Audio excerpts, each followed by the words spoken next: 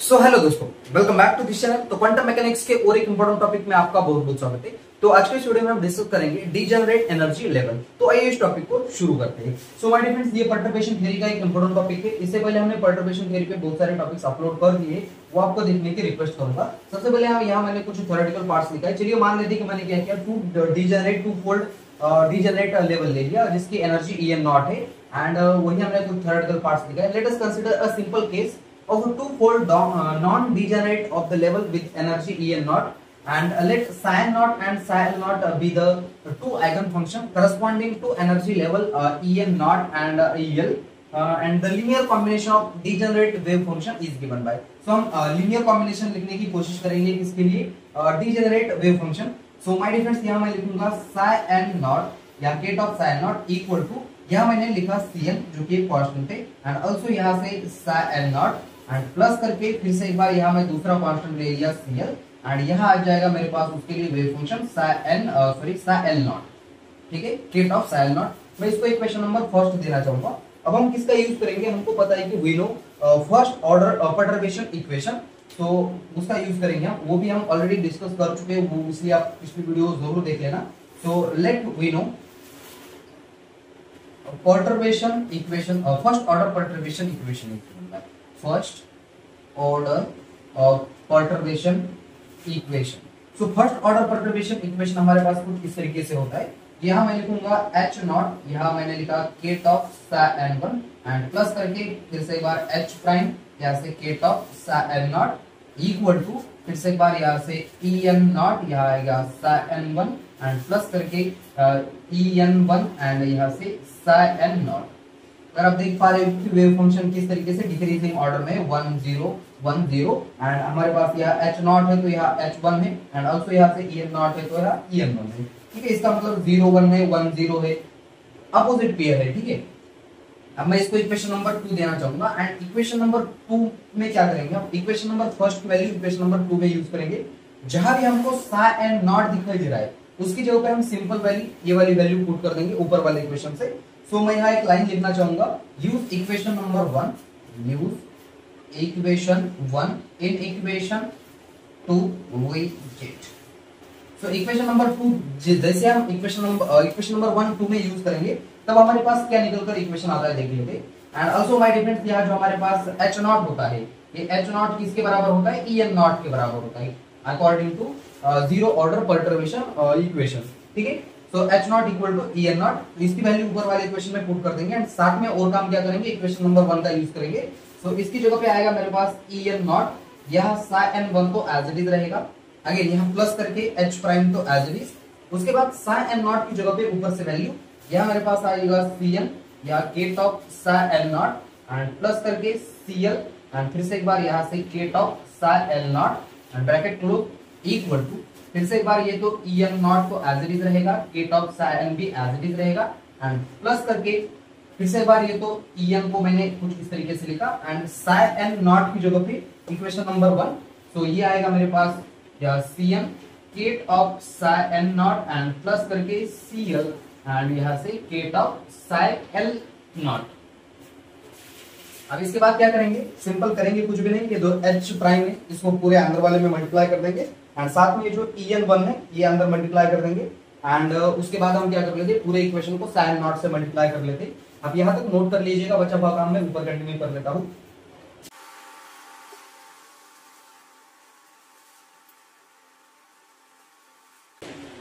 सो देख लेते my dear friends, हम लास्ट सेक्शन में हम इस वाले इक्वेशन तक पहुंच चुके थे। अब इस वाले इक्वेशन को थोड़ा सा आगे हम कंटिन्यू करेंगे।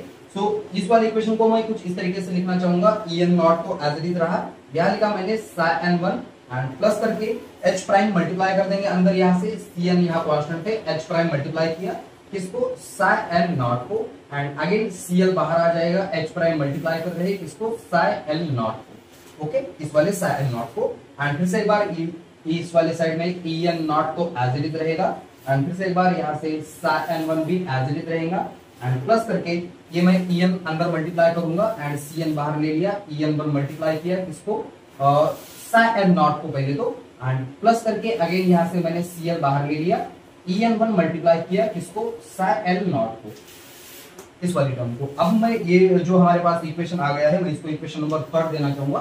That is the most important equation. अब इसी का यूज करेंगे हम एंड आगे इसका थोड़ा सा ऑपरेशन करेंगे। ऊपर वाले पूरे इक्वेशन को हम किससे मल्टीप्लाई करेंगे, psi l नॉट से मल्टीप्लाई करेंगे। सो मैं यहाँ लाइन लिखना चाहूंगा, मल्टीप्लाई अबव इक्वेशन, या ठीक है, मल्टीप्लाई इक्वेशन 3 किससे कर रहे हैं, by bra of psi l naught. And again उसके बाद हम क्या करेंगे, psi l नॉट से मल्टीप्लाई करेंगे। सो जैसे हम इस वाले इक्वेशन को, ऊपर वाले इक्वेशन को इससे मल्टीप्लाई करेंगे, तब हमारे पास क्या निकल कर आता है आंसर। देखो n नॉट तो हम बाहर ले सकते हैं एंड मल्टीप्लाई करेंगे किसको, psi नॉट से psi n1 को, एंड प्लस यहाँ से cn बाहर आ जाएगा एंड मल्टीप्लाई करेंगे किसको, psi n नॉट से h प्राइम अंदर ही रहेगा एंड इसको मैंने लिखा psi n not and plus करके cl बाहर रहेगा, मल्टीप्लाई कर रहे हैं psi l नॉट से किसको, h prime psi l not को। Okay, and same process right side में भी दोहराएंगे।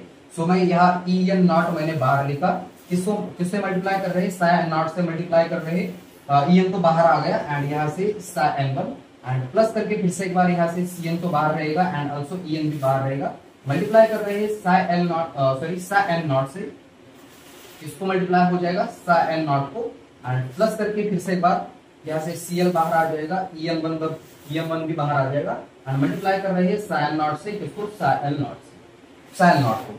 अब इसके बाद हमको पता है कि इनर प्रोडक्ट सेम वाली क्वांटिटीज 1 हो जाएंगी एंड डिफरेंट वाली 0 हो जाएगी।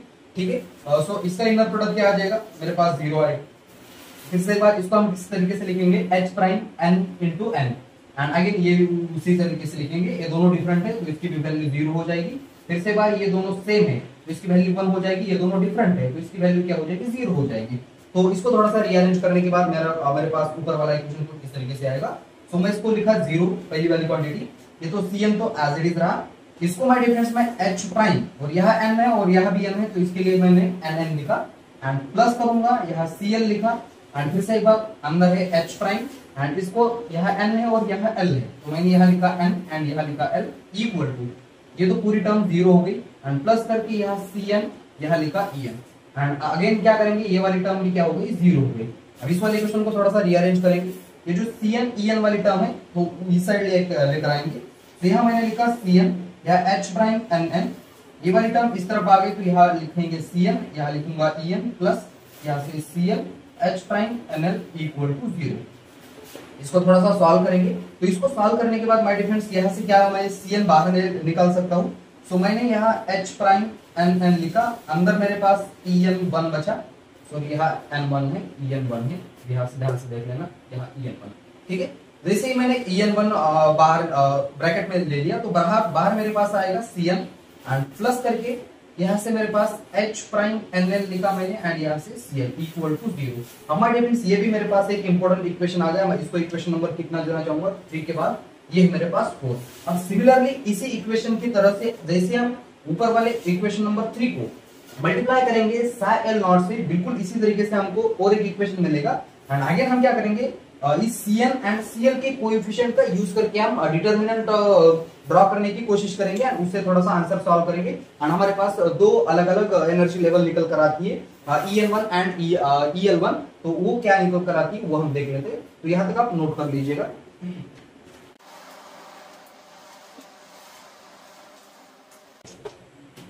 सो देख लेते हैं माय डिफरेंस। इसके बाद हम फिर से एक बार क्या करेंगे, इक्वेशन नंबर 3 को किससे मल्टीप्लाई करेंगे, इक्वेशन नंबर 3 को मल्टीप्लाई करेंगे psi l नॉट से। ठीक है, ये आप नेक्स्ट लाइन में लिख लेना। सो अब मैं ऊपर वाले इक्वेशन को psi l नॉट से मल्टीप्लाई कर लेता हूँ।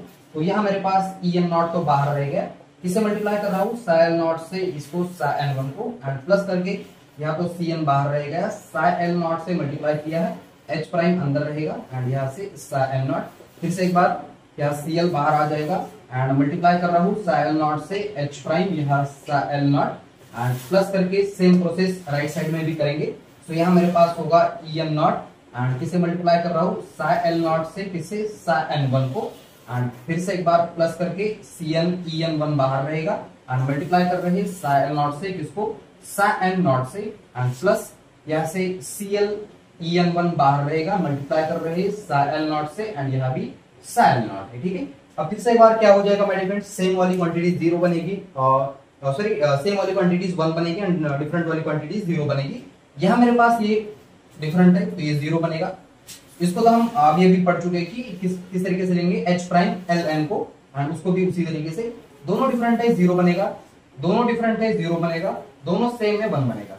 ओके, यहाँ तक। आप ऊपर वाले इक्वेशन को थोड़ा सा रिअरेंज करके लिखेंगे तो ये टर्म तो मेरे पास पहले तो 0 हो गई, एंड इसको हम किस तरीके से लिखेंगे C N H prime L N, ठीक है, यहाँ एल है यहाँ एन है, एंड प्लस करके फिर से एक बार यहाँ मेरे पास सी एल लिखा, एंड इसको किस तरीके से लिखेंगे एच प्राइम यहाँ L L, and equal to, ये तो पहली टर्म 0 हो गई, दूसरी टर्म भी 0 हो गई, यहाँ मेरे पास बचा सी एल ई एन 1। इसको राइट साइड में लेकर आएंगे, राइट साइड में लेकर आने के बाद ये मेरे पास कुछ इस तरीके से बनेगा।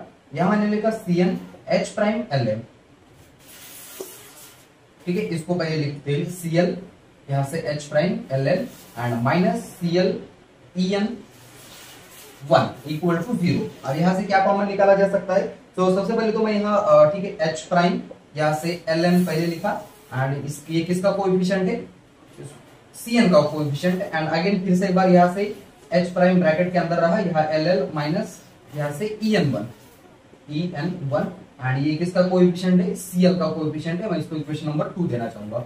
अब फिर से एक बार माय डियर फ्रेंड्स क्या करेंगे हम, इक्वेशन नंबर, अगर आप इस इक्वेशन नंबर 4 को एंड इक्वेशन नंबर जो भी आप ये मेरे पास निकल कर आ गया है 3, अब इन दोनों इक्वेशन को अगर आप ध्यान से देख पा रहे हो कि यहाँ सी एन आ गया, इसका कोई कोएफिशिएंट आ गया, सी एल आ गया, इसका भी कोई कोएफिशिएंट आ गया। अब हम क्या करेंगे, use coefficient of C N and C L in equation 4 and क्या करेंगे हम डिटरमिनेंट ड्रॉ करेंगे। तो आप यहाँ तक नोट कर लीजिएगा, इसके बाद का बचा हुआ काम मैं आगे कंटिन्यू कर लेता हूँ।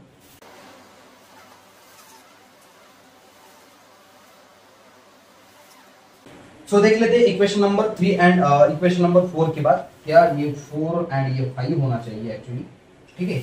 अब उसके बाद क्या कर लेते हैं, देख लेते हैं। उसके बाद मैं एक लाइन लिखना चाहूंगा, टू ऑब्टेन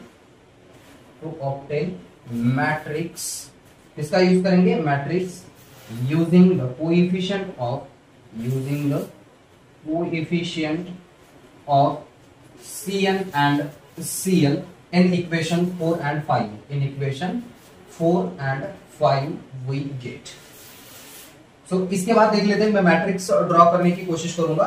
सो मैंने यहाँ लिखा, इसके पहले तो Cn के कोएफिशिएंट लिखेंगे। यहाँ मेरे पास H prime N N minus En1 and Cl के कोएफिशिएंट है मेरे पास H prime N L, and उसके बाद फिर से एक बार Cn के कोएफिशिएंट यहाँ लिखना चाहूंगा H prime L N, and यहाँ क्या हो जाएगा Cl के coefficient H prime L L minus En1 and equal to क्या है? 0 है। अब माय डियर फ्रेंड्स इस वाले डिटरमिनेंट को हम कुछ सॉल्व करके इस फॉर्मूले से भी सॉल्व कर सकते हैं।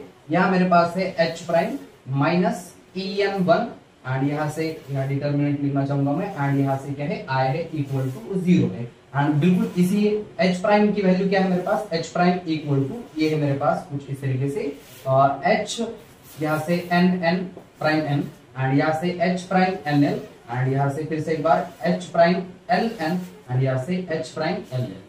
ठीक है, इन दोनों को सॉल्व करेंगे तो इसका ये फॉर्म आ जाएगा।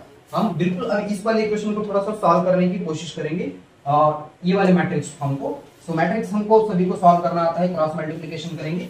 सो इन दोनों का क्रॉस मल्टीप्लिकेशन करेंगे H prime N N minus En1 and इसके साथ H prime L L minus En1, ठीक है, एंड माइनस करके इन दोनों का भी मल्टीप्लिकेशन लेना पड़ेगा। H prime N L and यहाँ से मल्टीप्लिकेशन करेंगे किसके साथ?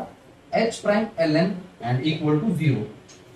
अब यहाँ क्या करेंगे माय डियर फ्रेंड्स, फर्स्ट वाली टर्म फर्स्ट वाले को मल्टीप्लाई करूंगा, इसको इससे मल्टीप्लाई करेंगे एंड इसको आल्सो इससे मल्टीप्लाई करेंगे, एंड फिर से एक बार तो इसको मल्टीप्लाई करने के बाद देख लेते मेरे पास क्या उत्तर आता है।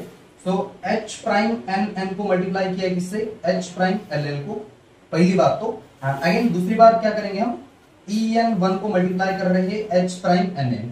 ओके, यहाँ तक आई होप कि सब कुछ क्लियर होगा। अब उसके बाद क्या करेंगे हम? सेकंड वाली टर्म को फर्स्ट वाली टर्म से मल्टीप्लाई करेंगे एंड अगेन सेकंड वाली टर्म को सेकंड वाली टर्म से मल्टीप्लाई करेंगे।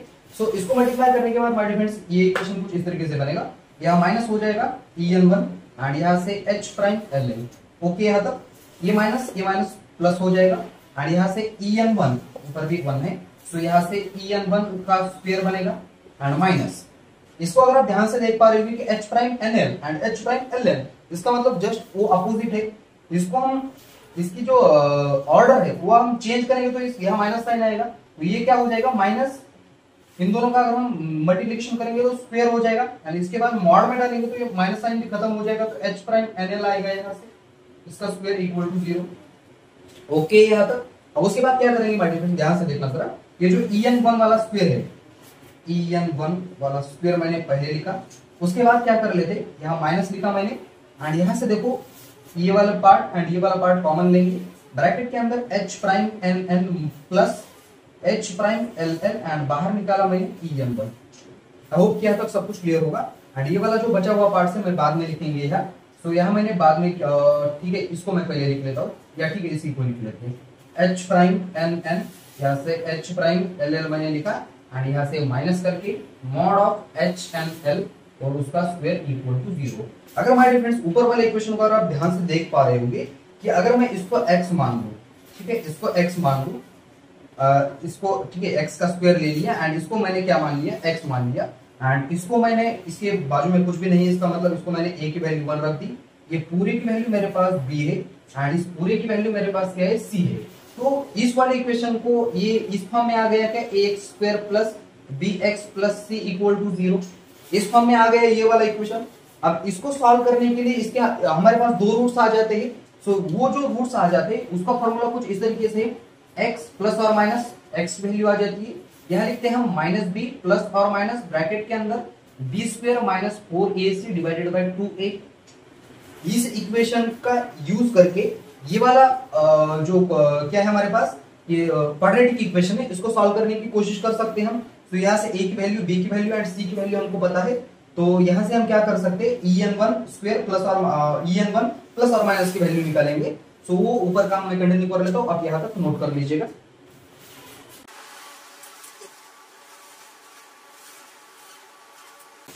सो देख लेते हैं माय फ्रेंड्स, हम लास्ट सेक्शन में हम इस वाले इक्वेशन तक पहुंच चुके थे। अब इस वाले इक्वेशन के बाद देख लेते हैं मेरे पास क्या निकल कर आता है। यहाँ मेरे पास a की वैल्यू कौन सी है, 1 है, एंड ऑल्सो मेरे पास b की वैल्यू क्या है, माइनस, यहाँ से h prime N N, and यहाँ से और क्या है, h prime L L. Okay, and c की वैल्यू है मेरे पास c इक्वल टू, ये पूरी वैल्यू h prime N N minus, sorry multiplication में h प्राइम यहाँ से एल एल, एंड यहाँ से माइनस करके h प्राइम एन एल उसका स्क्वायर। अब इसको क्या करेंगे हम, किस तरीके से सॉल्व कर सकते हैं, en1 ठीक है, यहाँ प्लस और minus equal to minus B यानी कि यहाँ माइनस माइनस माइनस वो प्लस हो जाएगा, एंड यहाँ आएगा मेरे पास h prime N N plus h prime L L, ठीक है, माइनस बी तो हो गया एंड प्लस और माइनस, एंड यहाँ से मेरे पास बी स्क्वायर, यानी कि फिर से एक बार इसी का स्क्वायर करना पड़ेगा, h प्राइम वो माइनस तो प्लस हो जाएगा, h प्राइम एल एल उसका स्क्वायर, माइनस 4 इंटू a की वैल्यू 1 है तो वो लेने की जरूरत नहीं, फिर से एक बार 4ac, c की वैल्यू है मेरे पास h प्राइम एन एन, यहाँ से h प्राइम एल एल, यहाँ से माइनस h एन एल और उसका मॉड का स्क्वायर। ठीक है, यहाँ तक तो क्लियर होगा।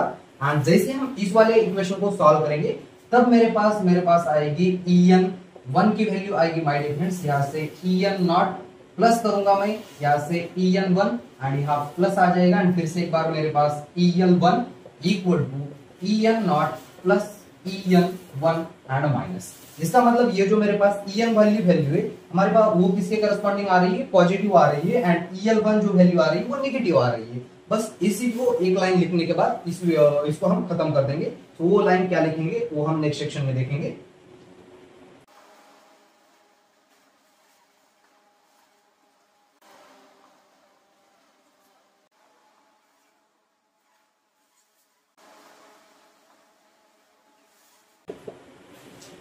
सो लास्ट सेक्शन में हम ये वाली एक लाइन लिखेंगे एंड यहाँ तक हम खत्म कर देंगे। सो क्या लिखा है मैंने, en1 consist of positive root, जो कि हमने अभी मैंने अभी बता चुका हूँ आपको, and en1 consist of negative root. This represent the degenerate of energy level of two fold degeneracy. बस माय डियर फ्रेंड्स इस वाले पॉइंट में आपको यहाँ तक लिखना होगा।